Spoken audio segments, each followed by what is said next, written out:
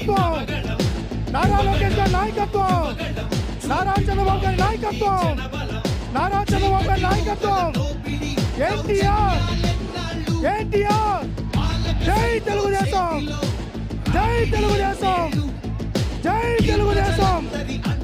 అన్న అందరూ కూర్చోవాలి.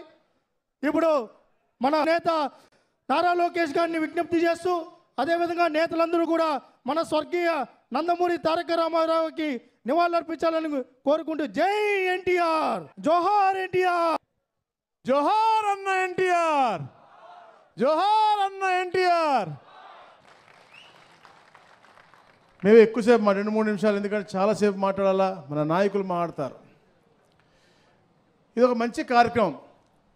ఉన్నటువంటి ప్రతి ఒక్క నియోజకవర్గంలో ఈ కార్యక్రమం అయిన తర్వాత తప్పనిసరిగా ప్రతి వ్యక్తిని కలిసి ఫోటో దిగిన తర్వాతనే నేను వెళ్తాను. మీకు ఆ డౌట్ వద్దు. మనం చూసాం పహల్గామ్లో ఉగ్రవాదులు భారతదేశం భూభాగం పైన వచ్చి సామాన్యుల్ని అతి కిరాతకంగా చంపేశారు. మన ప్రధానమంత్రి గారు అమరావతి కార్యక్రమానికి వచ్చినప్పుడు నేను ప్రధానంగా 2 విషయాలు చెప్పా. నమో గారు తీసుకునే ఏ నిర్ణయం అయినా మేమందరం మీకు అండగా ఉంటామని చెప్తాం జరిగింది. 2 విషయం కూడా చెప్పా. 1 కాదు 100 పాకిస్తాన్లు వచ్చినా మన దగ్గర ఒక మిసైల్ ఉంది, ఆ మిసైల్ పేరే నమో అని. దాని ఫలితాలు ఈరోజు చూస్తున్నాం. ఒక పక్కన ప్రధానమంత్రి గారు ఒక సాహసోపేతమైన నిర్ణయం తీసుకున్నారు. ఎవరైతే భారతీయులను చంపారో వాళ్ళని వదిలిపెట్టకూడదని నిర్ణయం తీసుకుని మనం కూడా ఈరోజు మన ఆర్మీ సోదరులు దాడులు చేస్తున్నాం. సో ఇక్కడ మిమ్మల్ని అందరినీ ఒక విషయం కోరాలనుకుంటున్నాం. మన జవాన్లకి మనం అండగా నిలబడాలి. వాళ్ళ ప్రాణాలు లెక్క చేయకుండా మన రక్షణ కోసం వాళ్ళు పోరాడుతున్నారు. ఇది ఇంకా కొన్ని రోజులు, కొన్ని నెలల పాటు కూడా ముందరికి వెళ్ళొచ్చు. వాళ్ళకి అండగా నిలబడడానికే ఇక్కడున్న మిమ్మల్ని అందరినీ నేను కోరుతున్నా. నుంచుని పిడికలు బిగించి చేతులు పైకెత్తి వందే మాత్రం, నేను వందే అని చెప్తాను, మాత్రం అని మీరు 3 సార్లు చెప్పాల్సిందిగా మిమ్మల్ని అందరినీ కోరుకుంటున్నాం. వందే మాతరం, వందే మాతరం, వందే మాతరం. ఈ సమావేశం ప్రారంభించిన బోలా శంకరుడు, ఆనాడు ప్రతిపక్షంలో చంద్రబాబు నాయుడు గారిని శాసనసభలో కానివ్వండి, శాసన మండలిలో గ్యాలరీలో కూర్చున్నప్పుడు అవమానించాలని వైకాపా నాయకులు అనుకున్నప్పుడు చంద్రబాబు నాయుడు గారికి అండగా నిలబడి, వాళ్ళు ఎవరన్నా బాబు గారి పైన దాడి చేయాలంటే నన్ను దాటిన తర్వాతనే బాబు గారి దగ్గరికి వెళ్ళండి అని నిలబడి పోరాడిన వ్యక్తి మన బోలా శంకరుడు సత్యప్రసాద్ గారికి. నా జీవితాంతం ఒక వ్యక్తిని నేను తిట్టుకుంటూ ఉంటాను. ఆ వ్యక్తి పేరు పల్లా శ్రీనివాస్ గారు. ఒక పక్కన కూటమి ప్రభుత్వం 94% సీట్లు గెలిచినాయి. 175 స్థానాల్లో 164 స్థానాలు గెలిచినాం. ఇంకో పక్కన మంగళగిరిలో 91,000 పైచీలక ఓట్ల మెజార్టీతో నేను గెలుస్తున్నానని వచ్చింది. చాలా ఉత్సాహపడ్డా. రికార్డు కొట్టామరా ఈసారి అనిపించింది. ఒక్క క్షణం కూడా లేదు అది. మావాడు వచ్చి అంత సీన్ లేదు సార్, పల్లగారు రికార్డు కొట్టేశాడు అన్నాడు. అరే పోన్లేరా భయ్, కనీసం నంబర్ 2 వస్తామేమో అనుకున్నాను. సర్టిఫికేట్ తీసుకుని వెళ్ళా. బయటకు వచ్చే లోపల మా పిఆర్ వచ్చి, సార్ పొరపాటున నంబర్ 2 అంటారు, మీరు ఇప్పుడు నంబర్ 3 అయ్యారు సార్ అన్నారు. అదేమైందబ్బా అంటే భీమిలి నియోజకవర్గం నంబర్ 2 కొట్టేసింది సార్. ఆ రోజు అక్కడి నుంచే నేను పల్లా శ్రీనివాస్ అన్నకు ఫోన్ చేసి, అన్న జీవితాంతం మిమ్మల్ని నేను గుర్తుపెట్టుకుంటా, మిమ్మల్ని వదిలిపెట్టే ప్రసక్తే లేదని చెప్పా. ఆయనలో గొప్పతనం ఉందండి. ఎప్పుడు నవ్వుతూ ఉంటారు, ఎప్పుడు నవ్వుతూనే ఉంటారు. ఉత్తరాంధ్రలో నేను శంకరావం కార్యక్రమంకి వెళ్ళినప్పుడు కూడా అడిగాను కారులో, అన్న మీ బలం ఏంటి, ఎప్పుడు నవ్వుతూ ఉంటారు, ఎంత ఇసుకిచ్చినా ఇసుక రాదు, ఎంత ఎవరికి క్షణిక ఆవేశం ఉండదు, ఎట్లా మీకు ఇది చేయగలుగుతున్నారని అడిగినప్పుడు నవ్వుతూనే సమాధానం చెప్పాడు. ఆ నవ్వుతూనే అందరినీ పడేసిన వ్యక్తి మన రాష్ట్ర అధ్యక్షులు వారు పల్లా శ్రీనివాస్ గారికి. ఇంకో పక్కన ఎన్నికలప్పుడు మనకు అండగా నిలబడి, మనకు సమస్యలు ఉన్నప్పుడు మీకు ఇక్కడ ఉండి నవ్వుతా. ఈరోజు కారులో ఆయన చెప్పారు, పార్లమెంట్లో నాకు ఎన్ని ఫోన్ కాల్స్ వచ్చినాయి, ఒక సత్యవేడులో అన్ని ఫోన్ కాల్స్ వచ్చినాయి సార్ అని చెప్పిన జోనల్ కోఆర్డినేటర్ దీపక్ రెడ్డి గారికి, మన పార్లమెంట్ అధ్యక్షుడు వారు నరసింహ యాదవ్ గారికి, అబ్జర్వర్స్కి వచ్చిన చంద్రశేఖర్ గారికి, శ్రీపతి గారికి నా హృదయపూర్వక నమస్కారాలు తెలుపుకుంటూ, నేను పాదయాత్రలో పాదయాత్ర తర్వాత కూడా చెప్పాను, అధికారికంగా ఏమైనా కార్యక్రమాలు చేయాలని వచ్చినప్పుడు ముందుగా ఉత్తమ కార్యకర్తల్ని, అదేవిధంగా క్లస్టర్ యూనిట్ బూత్ గ్రామ మండల అధ్యక్షులు కలిసిన తర్వాతనే కార్యక్రమాలు చేపడతానని ఆనాడు హామీ ఇచ్చిన హామీ మేరకు ఈరోజు మీ లోకేష్ మీ ముందర నిలబడుతున్నారు. కార్యకర్తలు లేనిది తెలుగుదేశం పార్టీ లేదు. ఆనాడు మనందరం చూసాం, పంచాయతీ ఎన్నికలు జరుగుతుంటే వైకాపాలు అన్ని రకాలుగా అవమానించి ఏకంగా మన చేతుల్లో ఉన్న నామినేషన్ పత్రాలు తీసుకెళ్ళి చింపేయాలని ప్రయత్నించినప్పుడు ఒక తాతయ్య, ఎవరది, అంజిరెడ్డి తాత, మీసాలు మెలేసి తొడగొట్టి రారా అని చెప్పారే, అది నాకు స్ఫూర్తి. మొన్న ఎన్నికలప్పుడు మనందరం చూసాం, మంజులారెడ్డి గారని ఒక తల్లి ఏకంగా బూత్లో రిగ్గింగ్ జరుగుతుందని అడ్డంగా నిలబడినందుకు ఆమెకి ఎలాంటి గాయాలు తగిలినా మనందరం చూసాం. రక్తం గారుతున్నా కూడా బూతుల్ని వదిలిపెట్టకుండా చివరి ఓటు పడే వరకు నిలబడిన మంజులారెడ్డి గారే నాకు స్ఫూర్తి. పల్నాడులో మళ్ళీ చూసాం, తోట చంద్రయ్య గారు ఫోటోలు మనందరం చూసాం. ఆనాడు వైకాపా నాయకులు చంద్రయ్య మెడపై కత్తి పెట్టి చెప్పండి అని చెప్తే, లేదు జై తెలుగుదేశం, జై చంద్రబాబు నాయుడు అని చెప్తే ఏకంగా కత్తి పెట్టి మెడగొస్తాం. తోట చంద్రయ్య నాకు స్ఫూర్తి. అందుకే పల్లాన్న చెప్పినట్లు ఎన్ని కార్యక్రమాలు ఉన్నా ఏమున్నా ముందల కార్యకర్తల్ని కలిసిన తర్వాతనే ఈరోజు రాష్ట్ర పార్టీ ముందలకెళ్తుంది. మీరందరూ ఒక్క పిలుపు మేరకు, ఆనాడు చంద్రబాబు నాయుడు గారి నిర్ణయం మేరకు మీరు నిలబడి పోరాడి ఇక్కడ తెలుగుదేశం పార్టీని గెలిపించారు. ఆనాడు ఇక్కడున్న దీపకన్నా మీ దగ్గర ఉన్నారు, మీకు అండగా నిలబడ్డారు. మనందరం కలిసికట్టుగా పనిచేసుకున్నామే. బూత్ దగ్గర నుంచి రాష్ట్ర స్థాయి వరకు ఒక మాట మీద నిలబడం కనుకనే భారతదేశ చరిత్రలో ఎప్పుడు లేని విధంగా 94% సీట్లు మనం కైవసం చేసుకున్నాం. ఎన్నికలు అయిన తర్వాత మనం సభ్యత్వ కార్యక్రమం చేసుకున్నాం. భారతదేశ చరిత్రలో ఏ ప్రాంతీయ పార్టీ చేయని విధంగా 1 కోటి మంది సభ్యులు మనకి సొంతం అయ్యారు. సభ్యత్వం చేసుకున్నాం. ఇప్పుడు కొత్తగా కమిటీలు ఏర్పాటు చేసుకుంటున్నాం. కుటుంబ సాధికార సారథి కానివ్వండి, క్లస్టర్ యూనిట్ బూత్ కమిటీలు ఏర్పాటు చేసుకుని ముందరికి వెళ్ళాల్సిన అవసరం ఉంది. వేదికమైన ఉన్న అబ్జర్వర్స్ ఆధ్వర్యంలో ఆ కమిటీలు ఏర్పాటు చేస్తాం. ఎవరికి ఎలాంటి సందేహాలు అవసరం లేదు. కమిటీలు కేవలం ప్రతిపాదన మాత్రమే. ప్రతిపాదన తర్వాత వాట్సాప్ ద్వారా తెలుగుదేశం పార్టీ కార్యకర్తలకు, అంటే ఎవరైతే సభ్యత్వం తీసుకున్నారో వాళ్ళకి మెసేజ్ వెళ్తుంది. వీళ్ళు మీకు కావాలా వద్దా అని వాళ్ళే నిర్ణయించుకుంటారు. ఇక్కడ చాలామందికి డౌట్ ఉంది, అయ్యా పలానోడు పేరు పెడుతున్నాడు, పలానోడు పేరు పెడుతున్నాడు. కార్యకర్తలు ఒప్పుకోపోతే ఆ పేరు ఎక్కడికి వెళ్దారు అబ్బాయి, ఎందుకు కంగారు, ఎక్కడికి వెళ్దాం. సో ఒక పారదర్శకంగా ఈరోజు మన అందరం కమిటీలు వేసుకుని ముందరికి వెళ్తాం జరుగుతుంది. అంతేకాకుండా మన ప్రభుత్వం వచ్చిన 10 నెలల్లో అనేక సంక్షేమ కార్యక్రమాలు చేశాం, అభివృద్ధి కార్యక్రమాలు ముందలు తీసుకెళ్తున్నాం. ఇది మనందరం మాట్లాడాలి. భారతదేశంలో ఎక్కడ 4,000 రూపాయలు పెన్షన్ ఇవ్వట్లేదు, ఎక్కడ ఇవ్వట్లేదు, కేవలం ఒక్క ఆంధ్ర రాష్ట్రంలో. వికలాంగులకి ఎక్కడ 6,000 రూపాయలు ఇవ్వట్లేదు, ఒక ఆంధ్ర రాష్ట్రంలోనే. కేవలం బెడ్కే పరిమితమైన వాళ్ళకి 15,000 రూపాయలు ఏ రాష్ట్రం ఇవ్వట్లేదు, కేవలం ఒక్క ఆంధ్ర రాష్ట్రమే వాళ్ళకి ఈరోజు నెలలో 15,000 రూపాయలు పెన్షన్ ఇస్తుంది. మనం చెప్పుకోవాలి, మనం మాట్లాడాలి. మన కార్యకర్తలు ఒక చర్చ నడుస్తుంది, నాకు తెలుసు చాలామందిని కలిసారు. అనా గతంలో మన అర్హులైనా మన వాళ్ళకి ఇవ్వలేదు పెన్షన్, అది ఏదోటి మీరు చేయాలని కోరటం జరిగింది. అది ఇప్పుడు మే జూన్ మాసంలో పూర్తి చేస్తాం. జూలై మాసం నుంచి అర్హులందరికీ పెన్షన్లు ఇచ్చే బాధ్యత మన ప్రభుత్వం తీసుకుంటుందని ఈ సభాముఖం మీకు తెలుపుతున్నాం. కొత్త రేషన్ కార్డులు కూడా ఇవ్వాలి.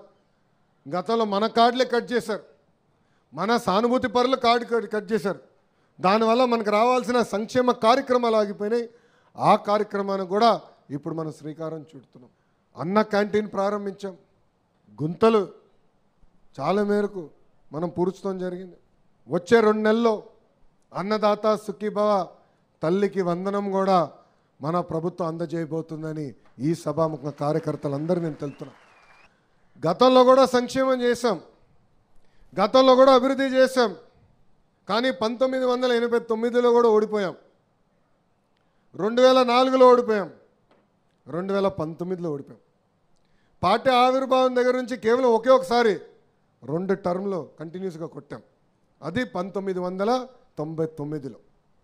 దానికి ఒక కారణం ఉంది. ఆ జబ్బు పేరేంటో తెలుసా? అలక. ఏంటది? అలక. ఒక కుటుంబంలో మనందరం ఉంటాం.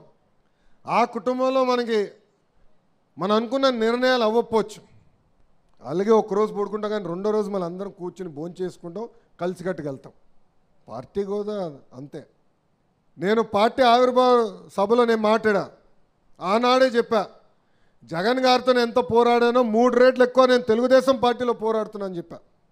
ఆనాడే చెప్పా, పార్టీలో సంస్కరణలు తీసుకురావాలంటే నేను చాలా కష్టపడుతున్నా అని చెప్పా. సో పార్టీలో అనేక నిర్ణయాలు తీసుకుంటాం, పాలిట్ బ్యూరోలో అనేక నిర్ణయాలు తీసుకుంటాం. నేను అనుకున్న నిర్ణయాలే అయి ఉండకపోవచ్చు. అయినా కూడా గౌరవ జాతీయ అధ్యక్షుల వారు పాలిట్ బ్యూరో కలిసికట్టుగా నిర్ణయం తీసుకున్నప్పుడు శిరసు వంచి అమలు చేస్తాను. ఒకవేళ ఆ నిర్ణయం మన సిద్ధాంతాలు కానివ్వండి, కార్యకర్తలకు విరుద్ధంగా ఉంది, వ్యతిరేకంగా ఉందనుకుంటే నేను ఇంట్లో పడుకోను, మాట్లాడతా, సీనియర్ని కలుస్తా, జూనియర్ని కలుస్తా.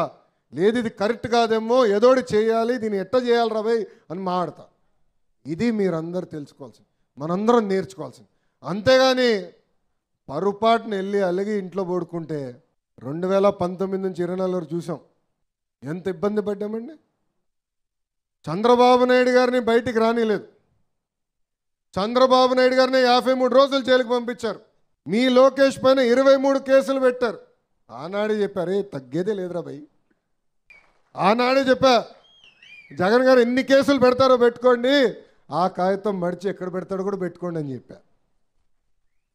పెట్టారు, ఇబ్బంది పెట్టారు, సత్యాన్ని ఇబ్బంది పెట్టారు. పల్లన్న ఏకంగా కమర్షియల్ కాంప్లెక్స్ ఉంటే గాజువాకలో బుల్డోజర్లు పెట్టి కొట్టేశారు. అయినా ఎక్కడ పోలా. సమస్యలు ఉంటాయి. మన ఇల్లు 5గురం అండి, మేము దేవాంశ్ కూడా కలిసి. నేను అనుకుంది ప్రతి దేవాంశ్ చేస్తాడా? మీరే చెప్పండి. ఈరోజు పిల్లలు వింటారు అంత ఈజీగా. అయినా ఈ సందర్భంగా 2సార్లు నేను మాడతా. అదేవిధంగా బాబు గారితో నేను మాడతాను. అమ్మతో యుద్ధం కూడా చేస్తాలే, అమ్మే కదా, పర్లేదు చేస్తా. ఎందుకంటే అంతా చర్చించాలి, మాట్లాడాలి. సో నేను కూడా ఇక్కడ ఉన్న కార్యకర్తలు కోరేది అదే. ఏదో అయిపోయిందని మనం అధైర్యపడతాం కాదు, ఏదో అయిపోయిందని ఇంట్లో పడుకుంటాం కాదు. నమ్ముకున్న దానికోసం మాట్లాడాలి, చర్చించాలి. జాతీయ అధ్యక్షుల వారు పార్టీ ఆఫీస్లో ఉంటారు, నేను ఉంటాను, ప్రజా దర్బారు పెడుతున్నా, కలుస్తా, సమస్యలు పరిష్కరించే బాధ్యత మేము తీసుకుంటాం. ఎస్, మన నియోజకవర్గంలో ప్రత్యేకమైన పరిస్థితులు, అందుకే పార్టీ అబ్జర్వర్ని 2 వేశారు. ఈరోజు అబ్జర్వర్స్ ఆధ్వర్యంలో కమిటీలు వేసుకుందాం, ఇతర కార్యక్రమాలు చేసుకుని ముందరికెళ్దాం. మీరు ఎవరికి సందేహాలు అవసరంలా, ఎవరికి డౌట్ అవసరంలా. ప్రతి విషయం గౌరవ ముఖ్యమంత్రి చంద్రబాబు నాయుడు గారికి తెలుసు. ప్రతి నెల ఆయన ప్రతి నియోజకవర్గం రివ్యూ చేస్తున్నారు. ప్రతి నెల ప్రతి మంత్రిని గౌరవ ముఖ్యమంత్రి గారు లంచ్ పెట్టి కలుస్తున్నారు, భోజనం పెట్టి కలుస్తున్నారు. నేను అనగాని సత్యప్రసాద్ గారిని కలిసినప్పుడు ఆయన కిందున్న నియోజకవర్గాల వారిగా చదివి వినిపించారు, ఏం జరుగుతుంది, ఇక్కడ ఏం చేయాలి, అక్కడ ఏం చేయాలని. గౌరవ ముఖ్యమంత్రి గారు ఏదో అక్కడ ఉన్నారు, ఆయన తెలియదు అనుకుంటాం, చాలా పొరపాటు. ఈరోజు చంద్రబాబు నాయుడు గారు జిల్లాకి వెళ్ళినప్పుడు, ఆ నియోజకవర్గం వెళ్ళినప్పుడు కూడా కార్యకర్తలు సమావేశం పెట్టుకుంటున్నారు. కార్యకర్తలతో మాట్లాడిన తర్వాతనే మళ్ళీ తిరిగి అమరావతి కూడా వస్తాం జరుగుతుంది. ఇది దయచేసి ఇక్కడున్న కార్యకర్తలందరూ గుర్తుపెట్టుకోవాలని నేను మిమ్మల్ని అందరూ కోరుకుంటున్నాను. కలిసి మాట్లాడదాం, మన సమస్యలు మనం పరిష్కరించుకుందాం. అలక మనకు వద్దు, ఆ జబ్బుకి పర్మనెంట్ రేడియేషన్ ఇవ్వాలి మనం. అది ఈ రోజు నుంచి మొదలు పెట్టండి అని మిమ్మల్ని అందరినీ నేను కోరుకుంటున్నాను. ఇంకో పక్కన మనకి మహానాడు కార్యక్రమం కూడా వస్తుంది, పవిత్రమైన కార్యక్రమం దానికి. దాని తర్వాత కడపలోనే బహిరంగ సభ కూడా ఏర్పాటు చేసుకుంటున్నాం. దాని ముందల నియోజకవర్గంలో కుటుంబ సాధికార సారథి, క్లస్టర్ యూనిట్ బూత్ కమిటీలు, నియోజకవర్గం మండల కమిటీలు అన్నీ పూర్తి చేసుకోవాల్సిన అవసరం ఉంది. అది అయిన తర్వాతనే పార్లమెంట్ కమిటీలు, రాష్ట్ర కమిటీ మనం ఏర్పాటు చేసుకుంటాం జరుగుతుంది. మహానాడు లోపల పూర్తి చేయాలనేది గౌరవ జాతీయ అధ్యక్షుల వారు, రాష్ట్ర అధ్యక్షుల వారు పల్లా శ్రీనివాస్ గారు మనందరికీ ఆదేశాలు జారీ చేస్తాం జరిగింది. మనందరం సైదుగా పనిచేసి ఇది పూర్తి చేయాలని ఇక్కడ ఉన్న కార్యకర్తలందరినీ, నాయకులు నేను కోరుతాం జరుగుతుంది. మనందరం కలిసికట్టుగా పనిచేయాలి, కలిసికట్టుగా ముందరికెళ్ళాలి. ఇంకో పక్కన మనకి మిత్రపక్షాలు, జనసేన పార్టీ అయి ఉండొచ్చు, భారతీయ జనతా పార్టీ కూడా అయి ఉండొచ్చు.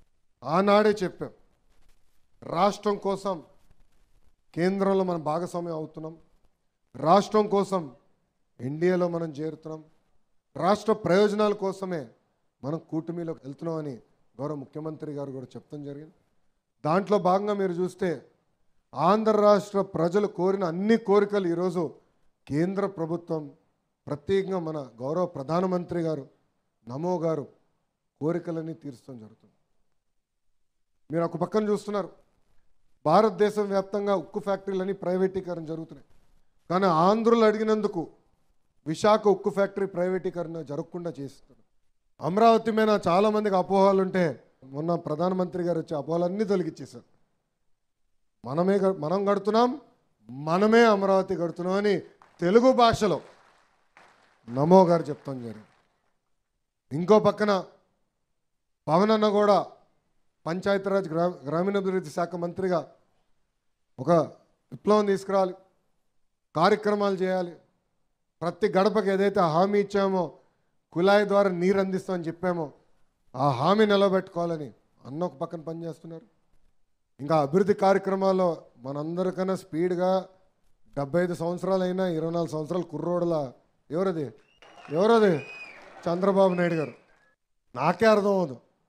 మన లెక్క తీస్తే 2 వారాల్లో 14 ప్రోగ్రాములు చేశాడండి ఆయన, అవుట్డోర్ బయటికి వెళ్ళి. అంటే 14 రోజుల్లో 14 ప్రోగ్రాములు చేశాడు ఆయన. క్యాబినెట్లో కూర్చొని అనుకుంటాండే ఈ స్పీడ్ ఆగదురా భయ్, మనం పరిగెత్తాల్సిందేం కానీ అనుకుంటాం. చంద్రబాబు నాయుడు గారు మన కోసం, మన పిల్లల భవిష్యత్తు కోసం కష్టపడుతున్నారు. 75 సంవత్సరాలైన వయోభారం ఎక్కడ కంపడకుండా ఆయన ఈరోజు రాష్ట్రం కోసం, ప్రజల కోసం, కార్యకర్తల కోసం కష్టపడుతున్నారు. అందుకే ఆయనకు అండగా నిలబడాలి, కలిసికట్టుగా ముందరికి వెళ్ళాలని మిమ్మల్ని అందరినీ నేను కోరుకుంటూ, నాకు ఇంత అద్భుతమైన అవకాశం ఇచ్చిన కార్యకర్తలందరికీ పేరు పేరున హృదయపూర్వక ధన్యవాదాలు తెలుపుకుంటూ, నాకు ఆనాడు బాగా గుర్తుంది, సత్యవేడి నియోజకవర్గంలో పాదయాత్ర చేసినప్పుడు కూడా పోలీసులు ఎలా ఇబ్బంది పెట్టారో మనందరూ గుర్తుంది. స్టూల్ బిక్కుని వెళ్ళిపోయారు, స్వామి ఇక్కడనే మా భాష ఉండాలి, ఎక్కడున్నావా భాష, ఒక చేయి పైకెత్తు. భాషని ఏకంగా ఆనాడు నా సౌండ్ బాక్స్ పట్టుకునేవాడు, స్పీకర్ పట్టుకున్నాడు, నేను మైక్ పట్టుకుని మాట్లాడుతుంటే ఏకంగా భాషని కొట్టారు. ఈరోజు అదే పోలీస్ సోదరులు మనకు సెల్యూట్ కొడుతున్నారు. అదే ప్రజాస్వామ్యం గొప్పతనం. సెల్యూట్ కడుతున్నారని మాయలో పడకూడదండి, అది గుర్తుపెట్టుకోవాలి. నేను ఈరోజు ల్యాండ్ అయిన తర్వాత అన్నకు ఫోన్ చేసి చెప్పిన కారులో ఉంటే, అన్న ఎస్పీ గారికి ఫోన్ చేసి చెప్పండి, ఇంతమంది భద్రతా సిబ్బంది నాకు అవసరం లేదులే స్వామి, పాదయాత్రలోనే ఎవడేం చేయలేదు, అప్పుడు ఎవరు ఇవ్వలేదు, నాకు ఎవడేం చేయలేదు, ఇమ్మీడియట్గా చెప్పండి ఎస్పీ గారికి, వాళ్ళు రిటర్న్ చేయమని హాయిగా ప్రశాంతంగా కార్యకర్తలు నన్ను కలవనియండి, నా కార్యక్రమం నన్ను చేయనియండి అని చెప్తాం జరిగింది. అది మనం మర్చిపోకూడదు. అధికారంలో ఉంటూ ప్రతిపక్షంలో ఉన్నట్టు వ్యవహరించాలి, ప్రజలకి దగ్గర అవ్వాలి, ప్రజల సమస్యలు తెలుసుకోవాలి, ప్రజల సమస్యలు పరిష్కరించే వరకు మనం పోరాడాలి. తేలిగ్గా అన్నీ రావండి. ఈరోజు విద్యాశాఖ మంత్రిగా అనేక కార్యక్రమాలు చేస్తున్నా, సంస్కరణలు తీసుకొస్తున్నా, సంఘాలతో చర్చిస్తున్నా, అన్నీ అయిన తర్వాత మనం చేయగలుగుతున్నాం. సో మనందరం అనుకున్న దానికి మాట్లాడాలి, చర్చించాలి, అప్పుడే సాధించగలుగుతామని మీ అందరూ తెలుపుకుంటూ, నాకు ఇంత అద్భుతమైన అవకాశం ఇచ్చిన తెలుగుదేశం పార్టీ కార్యకర్తలందరికీ పేరు పేరున నా హృదయపూర్వక ధన్యవాదాలు తెలుపుకుంటూ థ్యాంక్ యూ.